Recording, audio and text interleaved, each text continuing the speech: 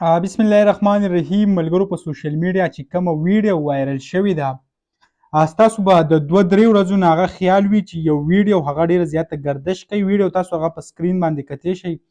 ما سره چې کوم دی په موبایل کې هغه راسره دي، نو نن به زه تاسو ته هغه پلی کوم او کوم مکمل حقیقت چې دی هغه به زه تاسو ته بیانوم چې د ویډیو کوم حقیقت چې دی هغه څه دی، په ویډیو کې څه دي او څه نه دي، او کوم قسمه ویډیو چې د خلکو لیک کېږي او وایرل کېږي، نو په هغې باندې به نن خبره ورسره چې کومې ویډیو دي هغه به تاسو ته زه پلی کوم چې د ویډیو حقیقت هغه څه دي. پیله راځو ویډیو طرف ته.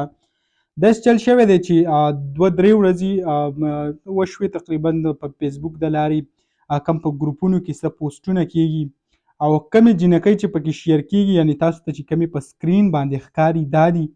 ویلی کېږي چې د دې دوو کم ویډیو چې دا هغه لیک شوې ده او داسې اوس لکه خلک بیا ډېر زیات تپوس یې کوي چې دا دي څوک. نو دا چې کم دی زه به تاسو ته دا ویم چې د دې کم تعلق چې دی هغه هم څه مسلمانان یا څه پښتانه نه دي، بلکې غیر مذهبه کم د امریکا د یورپي ملکونو سره د تعلق دی او د هغو کم ویډیو چې دي نو هغه یوازې دا نه چې دا ویډیو لیک شوی د دنیا ویډیو هغه په نیټ باندې موجود دی. هغې منځه ډېر زیات تفصیل سره خبره نه کوم، هغه به تاسو ته پته وي. اوس چل څه شوی دی، دا تصویر خلک راوالي، دا یو هغه شیر کي وایي چې د دې کوم ویډیو چې دا وایرل شوی د واقعي ویډیو وایرل شوې ده. ویډیو هغه ما کتلې، تاسو ته په دې دغه کې ښکاري هم شته راسره هم، خو ویډیو چې کوم د هغه مکمل غلطه ویډیو ده، دا د ښودلو نه ده. زه تاسو ته هغه اوس وښیم چې آیا داسې قسمه ویډیو ده، یعنې د یوټیوب خلاف ورزي ده. خو ویډیو داسې د عام څه پرسنالټي یا داسې د مشهور شخصیت داسې څوک نه دي، خو بس عام کم ګنده فلمونه چې څوک جوړوي د هغه خلک دي، د هغو ویډیو لیک شوې ده.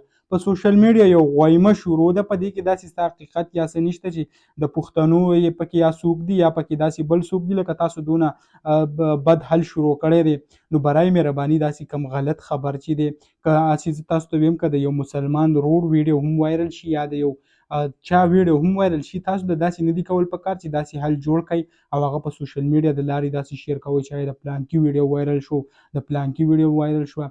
لکه اوس تاسو د یو کس خیر راکړه بې شرمه او بې عزته او داسې چل یې وکړو، خو تاسو له هغه داسې نه دي کول پکار چې د هغې ویډیو هغه مخکې بوځئ او خلکو ته یې ښایي چې داسې چل وشو داسې چل وشو. یعنې الله تعالی وایي که تاسو په یو انسان یوه پرده راواچوئ، زه به د باندې اووه پردې راواچوم. نو برای مهرباني داسې کوم غلط حرکت چې دی هغه مه کوئ. ویډیو کې هغه داسې څه نشته، عام کم د انګریزانو کوم ویډیوګانې چې دي هغه ویډیو د داسې نور پکې څه نشته.